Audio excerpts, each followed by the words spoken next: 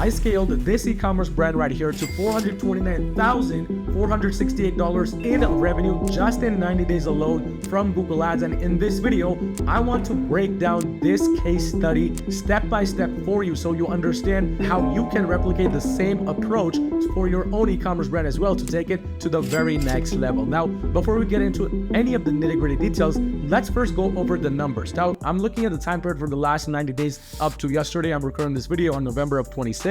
In this time period, we have roughly scaled this brand to $429,468 at a 5.27x ROAS. And in the last 30 days, it's running at almost a 5x ROAS, about $129,000 in revenue. Now, this e-commerce brand is actually a brand which is based within the United States, but it does ship worldwide to Australia, Canada, etc. Let's first understand this brand on a little bit of a greater detail. Now, this brand is an e-commerce business. It's a D2C business selling baby health and wellness products. It's been running ads since 2022. If we go back to their ad account, we can see since 2022, they have been essentially running ads, they've been spending money on the platform. But really, things took a greater turn once we came in and once we started working with this brand, which was essentially in the middle of 2023. But prior to this, they were doing about $100,000 to $150,000 from Google Ads, which was cold traffic. Now, if we go back to their ads account, if we take a closer look at these numbers, we can see that their numbers, they go all the way up to $338,000. But this is where the problems arise.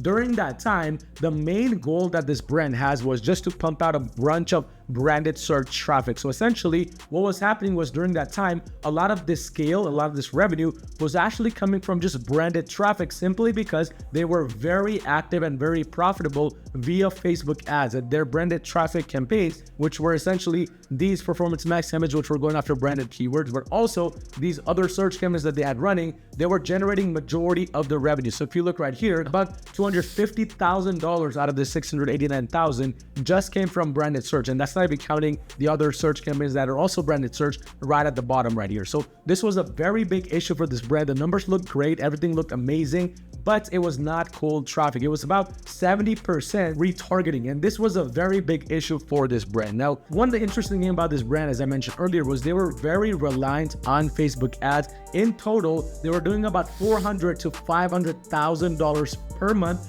just in total. But a lot of the sales, about 70, 80, 90% of their revenue was coming from Facebook ads. Google was only contributing to about 20% of the revenue. And when you looked at it on a closer basis in terms of cold traffic versus retargeting, it was actually clear that cold traffic was barely contributing to about 5% to 10% of the growth. And their ROAS goals were 4x plus for cold traffic. It was nowhere close to where they wanted it to be. So things looked a little bit gloomy for this brand initially. Now, from the September of 2023, when we really started scaling this brand, they have done roughly $3.35 million in revenue. If we go back and look at that time frame again, we can see that there has been a drastic change in terms of the revenue that they generated since September of 2023 until basically yesterday, November 25th of 2024. And this has happened at a 5.47x ROAS. But the beauty is about 60 to 70% of this entire scale was now focused more on cold traffic rather than just retargeting.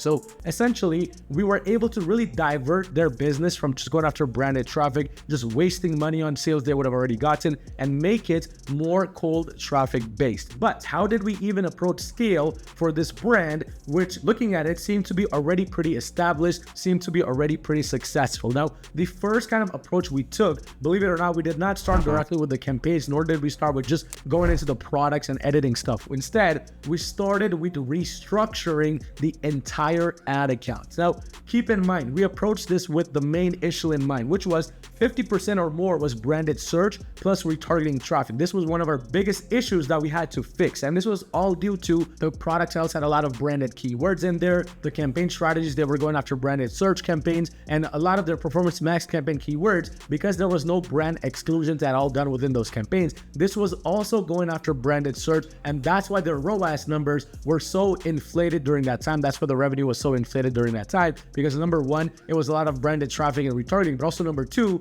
a lot of these Google Ads campaigns were stealing sales from Facebook. Whatever Facebook actually drove, Google was saying that it was Google Ads that drove these sales. It was due to the lack of a proper foundation. The conversion tracking wasn't really set up, along with enhanced conversion tracking. But in addition, if that wasn't enough, there were also product feed errors that this brand was dealing with, because keep in mind, they're selling baby health and wellness products. And anytime you're in the health and wellness niche, there's going to be certain products which go against policies, even if they're not illegal to sell. So they had a lot of these product issues that were going on in the background. As a result, their quality score was going down and their ad rank was diminishing, because the number one thing they did from the start is they based their entire Google Ads approach on their Facebook ad strategies. Facebook ad was the number one driver in terms of sales, in terms of profitability, and they just kept on going with that approach instead of really changing it and tweaking it for the Google Ads side of things. But the biggest problem of all was, although they had multiple different SKUs, multiple different products which were doing well on Facebook, with Google Ads, it was more of a one product focus for them. They were only focused on one major SKU, which was the best seller, and that's kind of all that they were going after. This was leading to a lot of saturation within the market, because this product which they were selling, it could easily be sourced from a factory in China. A lot of drop shippers were catching up on it, even though this brand was not drop shipping. And as a result, there was a lot of external competition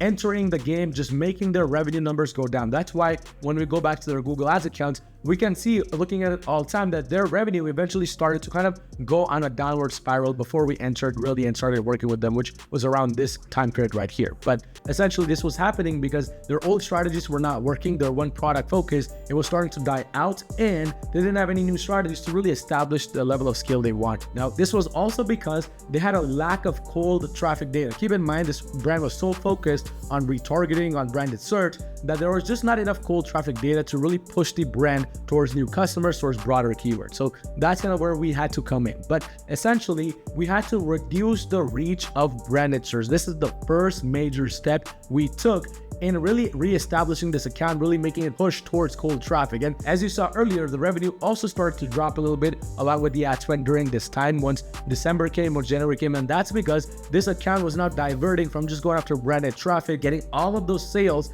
from that Facebook ads traffic which was lost, and now it was actually starting to go after cold traffic keyword and cold traffic audiences in general. And the main way that we did this was we minimized the campaign approach.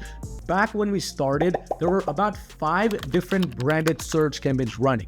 We basically reduced that to only one with a very, very low budget, and we began the product feed restructuring. Now, in this situation, we began with the product titles. We basically changed it up based on broader keywords, took out some of the branded search terms within the product titles to make it more broad and appealable for the entire market rather than just that specific market which knew this brand already. In addition, we incorporated a lot of their other SKUs that they had, because keep in mind, any different SKU you have with Google Ads, any different product you have with Google Ads, it enters an auction as an individual product. And that means you have the ability to rank multiple products in the top 5 to top 10 listings rather than just ranking one product in the top number 1 rank. But that really led us to optimizing the product images, making them better and opposite of the competitors. In addition to that, we really focused on the Google Merchant Center programs because we wanted to ensure that we weren't basically the opposite of the competitors. If everybody else had reviews, we didn't want our brand to just have reviews and just be another brand out in the market. And we really strive to do this not just with reviews, but promos as well as coupons and whatnot. But the biggest impact that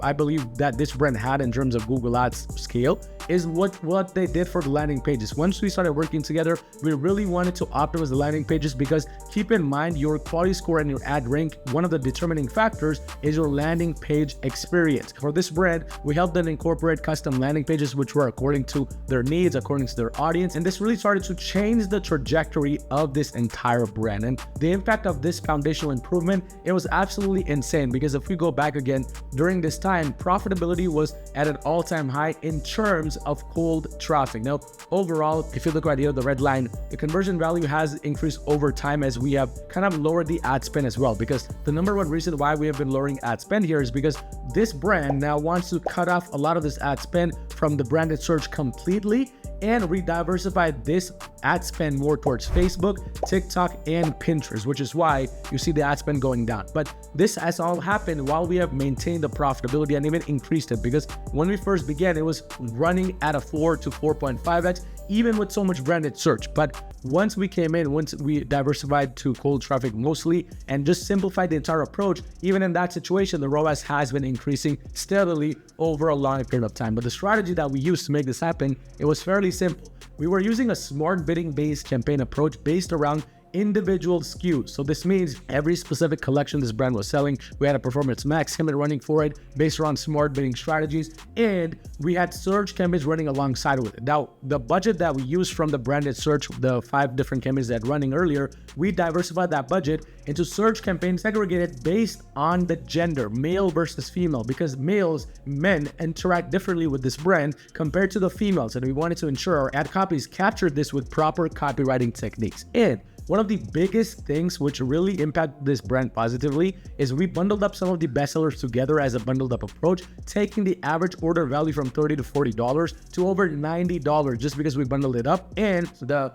products, they were basically complementary products. They work hand in hand together. But the biggest needle mover came once we took all of these approaches we had been doing initially and we expanded those to multiple different countries, not just the United States. This is where really things start to scale to the very next level. This took our entire approach from just hot and warm traffic focus to then cold traffic, because we incorporated so many brand exclusions. We were really going after just the cold traffic audience segments while cutting off the branded search to roughly 10% of the total ad spend. And the end result from August 19, 2023, which is when we technically began work, all the way to November 19 of 2024 is we ended up spending $637,000 in ad spend to generate back $3.4 million in revenue. That's a 5.43x ROAS. There was a total of 53,000 sales that happened during this time period. And most important of all, there was over a 30% reduction in branded search as a whole during this time period, while there was a 40% increase in cold traffic search terms. So if we look at it